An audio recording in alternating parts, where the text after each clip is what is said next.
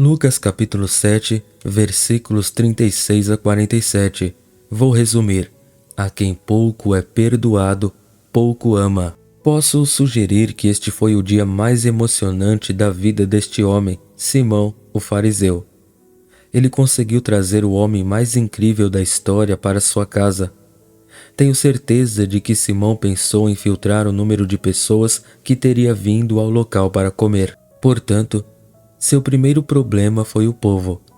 Claro que ele conseguiu os VIPs lá. É isso que você faz. É o que as escrituras dizem que você não deve fazer, mas nós fazemos. Você deveria organizar um banquete onde ninguém pudesse convidá-lo de volta. Mas você vê, nós não fazemos mais assim. Então ele teve problemas para conseguir a quantidade certa de gente.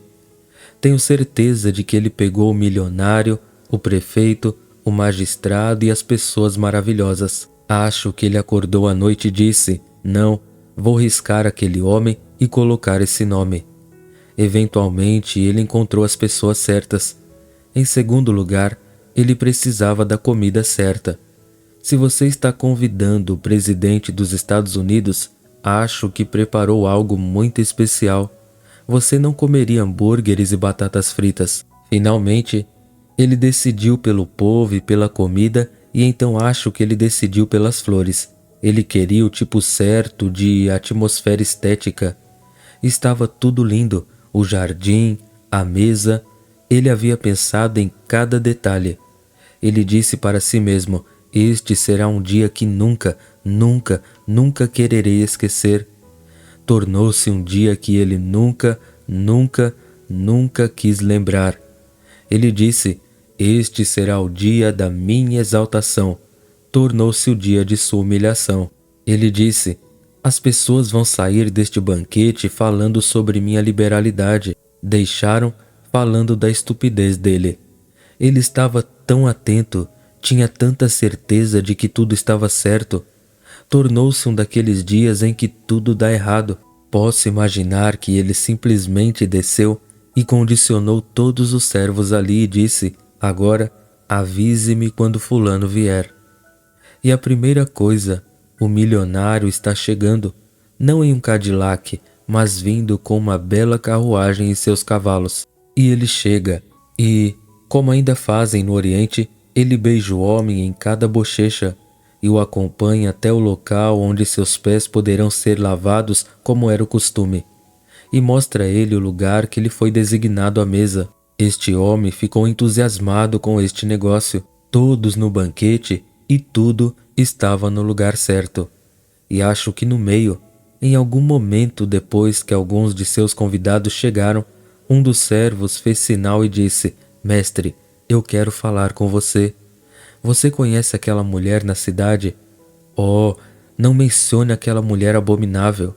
Se ela chegar perto, vire os cachorros contra ela.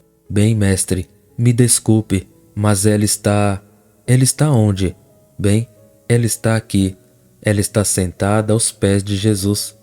Bem, como ele entrou? Jesus tem o péssimo hábito de entrar pela porta dos fundos. Foi assim que ele veio ao mundo, com suspeita de ilegitimidade sobre ele. Ele não veio para ser servido, mas para servir. Gostaria que alguns ministros se lembrassem disso. Devemos ser escravos do amor de Jesus Cristo. Não estamos aqui para ostentar prestígio, poder, personalidade ou ostentação. Somos os últimos de todos os homens, somos servos. E posso ver Jesus entrando pela porta dos fundos. Na porta dos fundos, ele não estava preocupado com as boas-vindas. E Simão chega e diz: eu não entendi. Ele não é profeta. Se ele fosse um profeta, ele saberia que tipo de mulher é essa. Ela é uma pecadora. Jesus então continua com a bela história. Um certo homem tinha 2 credores. Um deles lhe devia 500 denários e o outro 50. Ele perdoou os 2. Quem o amará mais? O homem com a maior dívida. Isso mesmo. Ela ama muito, ela é muito perdoada. Posso imaginar aquela mulher tremendo do lado de fora da porta e dizendo: não fui convidada. Não é uma coisa incrível? Não sabemos quem foi ao banquete, exceto a mulher que não foi convidada. Será assim no grande dia. Os primeiros serão os últimos. Alguns dos maiores pregadores que você conhece estarão bem no final da fila e alguma pequena viúva que deu sua vida à oração estará bem na frente. Você vê que os valores de Deus não são os nossos valores. Ele não vai me dar uma recompensa porque preguei tantos sermões, nem vocês, cantores, porque venderam tantos discos. Veja, colocamos o acento onde Deus nunca o colocou. Colocamos ênfase em trabalhar para Jesus. E não existe tal coisa. Essa não é a primeira coisa que Deus exige. O Pai procura que tais trabalhem para Ele. Não, não, não. Acredito que Deus está recebendo menos adoração hoje do que nunca, apesar das multidões que estamos recebendo. Queremos trabalhar até a morte, distribuir folhetos, correr aqui, correr ali, voltar para casa exausto e temos um avião para pegar amanhã e todo mundo está esperando por nós. Esta pequena mulher estava do lado de fora da porta com o coração trêmulo. Eu não deveria entrar, mas ela disse, eu vou entrar. Charles Wesley tem um hino maravilhoso. Não sei se ele teve inspiração aqui, acho que sim. Diz isto, ó, deixe-me beijar teus pés sangrentos. Posso perguntar há quanto tempo você não está aos pés de Jesus? Esta mulher só se encontra aos pés de Jesus. Cada vez que ela é vista no Novo Testamento, ela está lá, aos seus pés. Ela estava lá para aprender. Quando sua irmã estava preparando um grande banquete, Jesus diz que Maria escolheu a melhor parte. Você diz, não é minha personalidade. Não é isso que diz. Ouço pessoas dizerem, tenho uma personalidade de Maria ou sou uma Marta. Não é isso que diz. Ela escolheu. E você tem que escolher ser espiritual. Você tem que escolher o calendário da sua vida. Você tem que escolher colocar as pessoas de lado para que ele possa conseguir o que ele quer da sua vida. Não na eternidade, mas mesmo agora. Ela é encontrada aos seus pés em sofrimento quando seu irmão morre. Ela é encontrada aos seus pés quando dá o melhor que tem, seu unguento caro.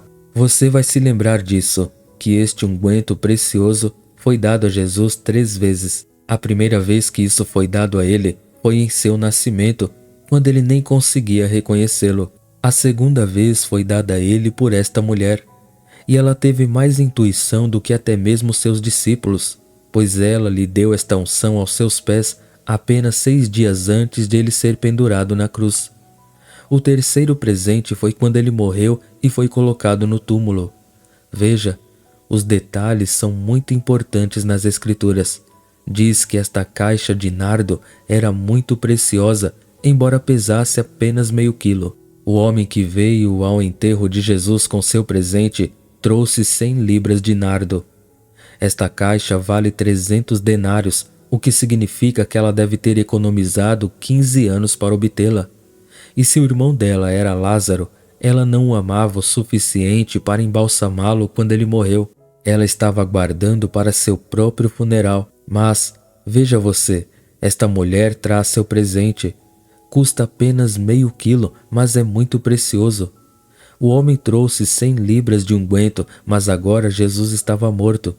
Um americano inteligente disse isto, faça sua doação enquanto estiver vivo, então você saberá para onde vai. Isso é melhor do que qualquer coisa que Shakespeare já disse. Se você deixar 10 milhões de dólares para Jesus Cristo ou para o seu reino quando morrer, ele não lhe dará 10 centavos por isso no tribunal. Você diz, como você sabe? Bem, minha antiga Bíblia em inglês diz, o Senhor ama. O quê? Tudo bem, você tem aqui um caixão com um milionário. Ele deixou 10 milhões de dólares para a igreja. E antes que eu feche a tampa, quero que você venha até aqui e dê uma olhada. Ele parece muito alegre. Ele deveria fazer isso. Ele deu 10 milhões para missões. O Senhor ama quem dá com alegria. Ele não deu os 10 milhões. A morte colocou a pistola em sua cabeça e o matou. Ele ainda teria os 10 milhões se estivesse vivo.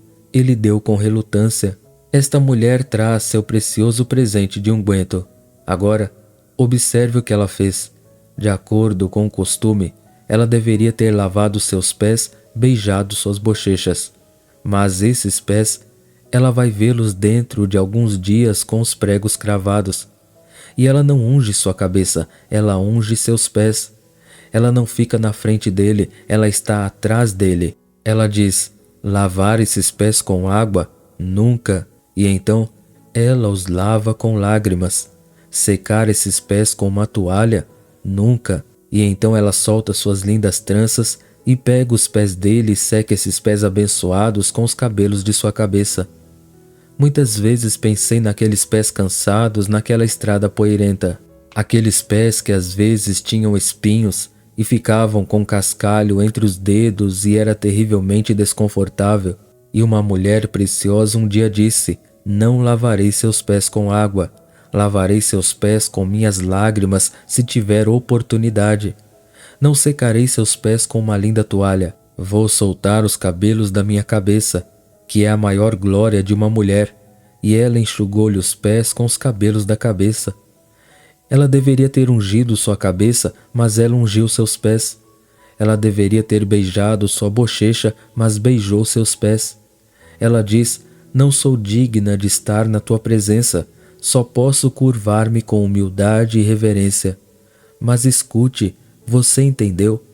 Ela não apenas lavou seus pés com lágrimas, ela pegou aquele unguento e colocou na cabeça dele e colocou nos pés dele. E então ela pegou o cabelo da cabeça e enxugou os pés onde havia colocado as lágrimas e o unguento. Então, obviamente, a fragrância que ela derramou nele voltou para ela. Veja, pensamos que se lermos muitos livros sobre a vida mais profunda, por melhores que sejam, eles nos tornarão santos. Tenho novidades para você. Nem mesmo ler a Bíblia fará de você um santo. Você tem que colocá-lo em sua corrente sanguínea. Acredito que poderia alinhar o altar. Na verdade, já vi o altar alinhado com centenas de pessoas, noite após noite em reuniões de massa, e ainda assim acredito que no final do dia, Jesus Cristo poderia me dizer: tu não me deste beijo. Por quê? Porque eu estava tão ocupado servindo-o que esqueci de adorá-lo. A prioridade que Deus quer em nossa vida é que o adoremos em espírito. Você pode ser um tipo de cristão rabugento, amargo, áspero, nervoso, rígido, ressentido, quase cruel, trabalhar até a morte e dizer: acho que distribuo mais folhetos do que qualquer um por aqui. Eu trabalho mais duro do que qualquer outra pessoa. Amigo, já estive ao redor do mundo algumas vezes. Isso não me dá nenhuma posição diante de Deus. Acontece que escrevo 1 ou 2 best-sellers, mas isso não me dá nenhum prestígio diante de Deus. Deus procura aqueles que o adoram. E digo novamente, gosto do que Wesley disse: deixe-me beijar teus pés sangrentos e banhá-los e lavá-los com minhas lágrimas. Quando foi a última vez que você o agarrou pelos pés e disse: mestre, não posso andar nem mais 1 centímetro sem encontrá-lo esta manhã? O Dr. Tozer me contou sobre um homem maduro de 60 anos que havia momentos em que ele ficava deitado no tapete por 1 hora, 2 horas, 3 horas, 4 horas e nunca pronunciava uma palavra de oração e nunca pronunciava uma palavra de louvor. Ele disse: estou perdido em adoração. Eu o vejo em sua glória, em sua majestade, em sua beleza. Posso ouvir aqueles seres santos clamando: Santo, Santo, Santo é o Senhor. E ele disse: fico em silêncio em adoração diante dele. Eu não tinha linguagem. E ele tinha um vocabulário tão bom quanto qualquer homem que conheço. E ele teve alguns dos encontros mais próximos com Deus que qualquer homem que conheço. Quando você chegou esta manhã, o Deus Todo-Poderoso não viu se você tinha um anel no dedo no valor de $10.000 ou se tinha penteado ou não. Deus nunca viu você esta manhã externamente. A Bíblia deixa claro, Deus não olha para a aparência externa, mas para o coração.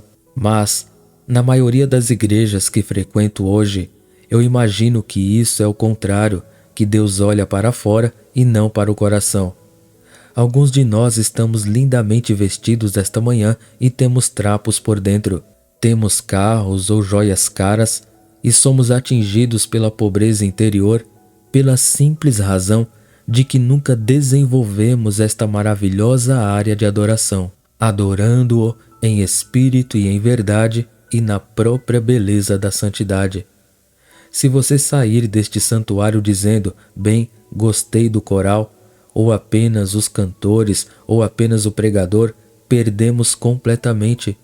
Se você se lembra de nós, então somos o fracasso número 1.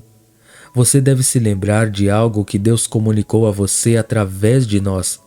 Você não deve se lembrar do cálice, seja ele feito de ouro ou de barro. Você deve se lembrar do que saiu daquele cálice. Esta é uma história muito bonita. Eu gostaria de ter tempo para desenvolvê-la. Mas gosto de ver este pobre homem. Ele está ali e Jesus diz, você perdeu. Você já tentou fazer com que Deus entendesse as coisas do seu jeito? Confesso que sim. Posso ver este homem dizendo, bem, Senhor, você não entende o que me custou preparar este banquete. Bem, Senhor, eu tive que fazer um empréstimo bem, eu aluguei essas coisas preciosas, esses vasos de ouro e toda essa comida está fora de época e você sabe o que realmente custa. E o Senhor diz, filho, não estou querendo isso. Bem, meu tempo está quase acabando. Mas deixe-me sugerir a você que a história em Mateus 26 é a mesma. Uma pequena palavra é injetada neste relato da história, mas uma palavra muito esclarecedora. No que me diz respeito, isso muda toda a história. Diz que ele entrou na casa de Simão, o leproso. Como poderia um leproso estar em casa? Só havia uma razão pela qual ele poderia estar lá. Ele foi curado da lepra. Quem o curou? Jesus. E o homem que Jesus curou esqueceu de adorá-lo. Você reservou um tempo para se preparar para a igreja esta manhã. Mas ouça, você desceu e o adorou esta manhã? Porque a melhor coisa que você poderia fazer é não trazer seu dízimo e sua oferta e sentar-se bonito e cheirar bem. Você ficou sozinho com ele esta manhã? Não no meio de uma multidão, mas você disse sozinho, meu Jesus, eu te amo, sei que tu és meu. É um pouco tarde para dizer, direi quando o orvalho da morte esfriar em minha testa, meu Jesus, se alguma vez te amei, é agora. Você ficou sozinho e o adorou esta manhã? Ele chegou à casa de Simão o leproso e o leproso curado esqueceu-se de beijá-lo. Veja, houve um dia em que este homem foi ao templo e eles o declararam leproso. E ele deu um beijo de despedida em sua esposa. E ele foi até o portão da cidade e o excomungaram de todos os seus privilégios sociais. E ele parou na estrada e bateu numa pequena lata que tinha e disse, leproso, leproso, ajude o leproso. E um dia Jesus passou por ali. Ele deve ter feito isso porque não havia outra maneira de ser curado. E Jesus o tocou e o curou. E ele foi até o portão e eles disseram, não entre aqui, Simão. Ele disse, minha carne é como a de uma criança. O que aconteceu? Jesus fez isso. Ele foi ao templo e o sacerdote disse, você não pode entrar aqui, você contaminará o santuário. E ele disse, por quê? Sou tão puro e limpo quanto você. Olhe para minha carne. Quem fez isso? Jesus fez isso. Ele chegou em casa e a esposa disse, oh, não toque nas crianças, por favor, não toque nas crianças. Ele disse, querida, não importa se eu as toco, minhas mãos são macias e puras como as suas. Jesus fez isso. E foi o homem que recebeu essa purificação que se esqueceu de beijar Jesus. E se você disser, bem, irmão Ravenhill, eu nunca fui um viciado em drogas ou uma prostituta. Espere um minuto, espere um minuto. Você está dizendo, ele não me tirou de um buraco horrível, mas você estava indo para um buraco horrível. Ah, temos a ideia de que só fazer isso ou aquilo nos torna espirituais. Não, não. Muito disso nos deixa felizes. Muito disso nem é espiritual, é anímico. Toca as emoções e nos emociona. Mas não há nada realmente excitante, a menos que você conheça a maravilha do amor puro, divino e santo, e se prostre e diga, Senhor, talvez esta manhã não possa nem ir a uma reunião. Estou impressionado com o teu amor. Glória, sua majestade, sua beleza. Deus está buscando que o adoremos. Adore-o em espírito, adore-o em verdade, adore-o na própria beleza da santidade. Você sabe, no final deste dia, Por mais que eu pregue, por mais que você cante, por mais que você sirva, o Senhor vai conseguir um recorde. E tento fazer isso, tento dizer no final do dia: Senhor, não foi o que preguei na TV ou no rádio para milhões, ou 2, ou 3, ou uma pessoa que visitei que estava doente, mas, Senhor, eu te beijei hoje. Ou você olhou para baixo e disse: Filho, você estava muito ocupado, muito ativo, fez alguns novos amigos, as pessoas disseram que você pregou bem, mas ouça, filho, não me deste água, não me deste óleo, não me deste beijo. Amém.